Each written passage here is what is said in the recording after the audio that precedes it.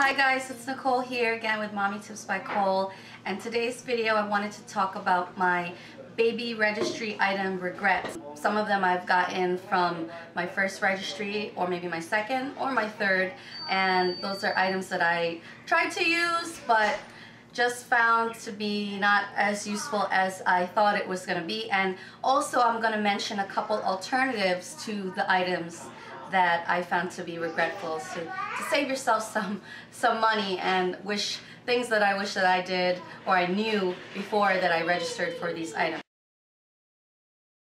Although I did use the Diaper Genie after my first daughter was born, my husband and I came to find that it was just really, it would build up a lot of stench inside when you would go to empty out the diapers that were already in there and you would still have to transfer them to another plastic bag because the smell was just horrendous. It would keep the smell contained inside the Diaper Genie itself, but when it's time to empty it out and dispose of it, the smell would just really reek. And every single time we would have to empty it out into the plastic, you have to cut it from the remaining of the refills, and the smell would just be horrendous, and we would always have to disinfect the Diaper Genie itself. It was just ended up being more work than it really needed to be. And after I used it for that first year, we ended up getting rid of it and basically finding another alternative which was much more simpler and much more cost effective.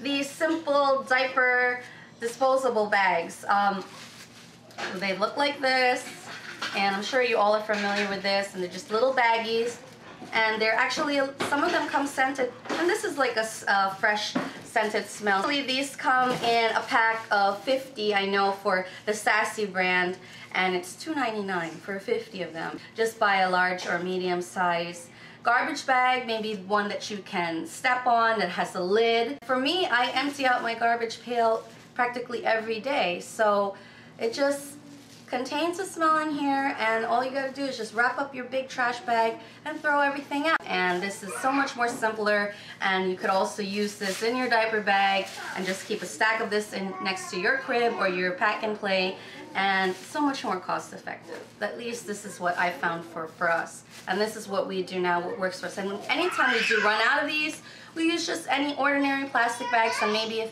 double it up if we need to. Just plastic bags that you would get from Walmart, Target, or your grocery, and double it up if you need to, and just wrap up the number 2 in there, throw it in the trash, empty out your trash can, you're good to go.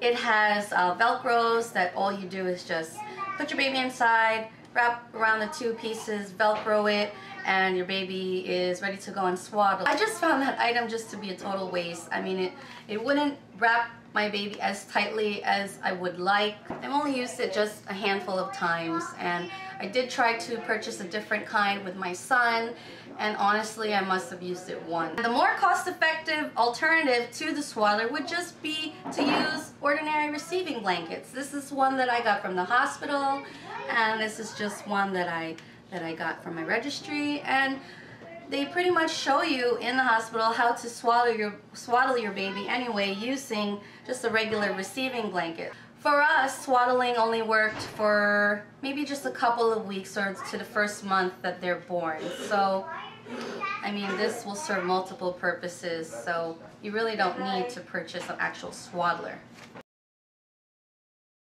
So the swing was just not useful for us at all. My kids didn't like it, and it was a bit costly. I think it was like $80 or $90, and I had added that to my registry, and unfortunately we didn't make as much use of it as we thought we would have. An alternative to that would be just to have your bouncer or even your car seat carrier, because it rocks back and forth. You know, those have served just even a better purpose for us than an actual swing, which my kids, I know there are some kids out there that love the swing and then they fall asleep and can sleep in the swing for hours and hours, but unfortunately for us, it didn't work, it didn't fly, and I wish that it worked out for us, but it didn't. Maybe it'll work for you, but it didn't work for us, so that was a total regret. This is just the First Year's brand bottle warmer, just a simple one.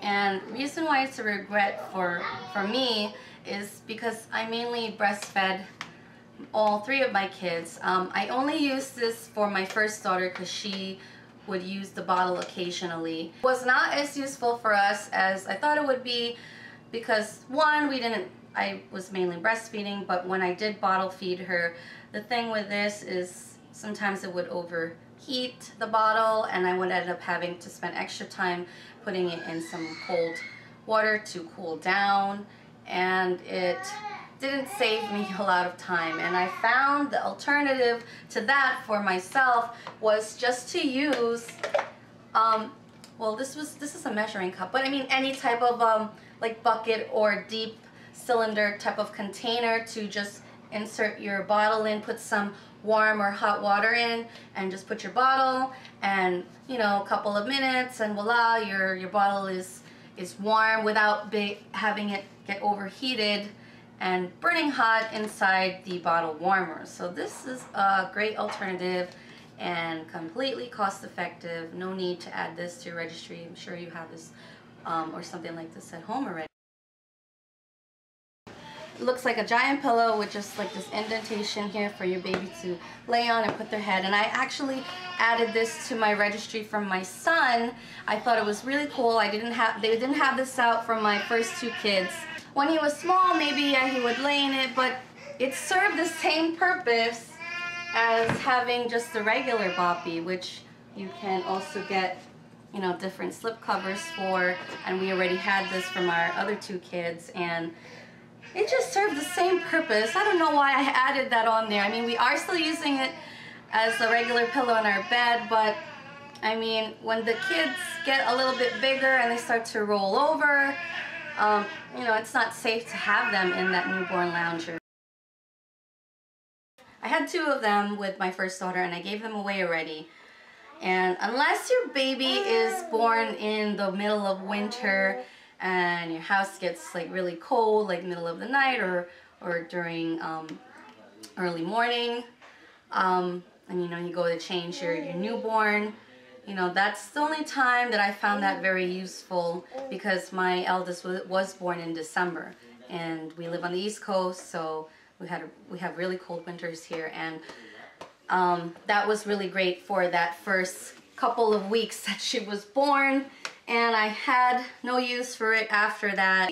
Once you take out the wipes out of the wipe warmer and it hits the air, it instantly is not as warm as it is when it's inside the container. So it defeats the purpose really of having it plugged in to warm up and use on your baby's bottom so that it's not cold. So I didn't even use that with my second and my third child. It was just totally useless. And if you do want to have an alternative to that, and if you have a baby during cold months, just get, and they're a newborn, just use a warm washcloth, which is what my hospital had always recommended when they're first born in the hospital. So those are my particular baby registry item regrets.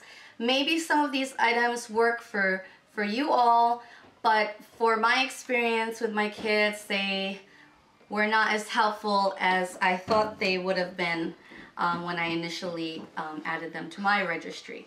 And I hope the alternatives that I mentioned would help you guys. And if you have any of your own baby registry items regrets, please comment down below and let me know. And I'm sure that would be helpful to other mothers that are watching this videos, other mothers to be, or women planning on being mothers. So again, thanks for watching, and I'll see you guys in my next video.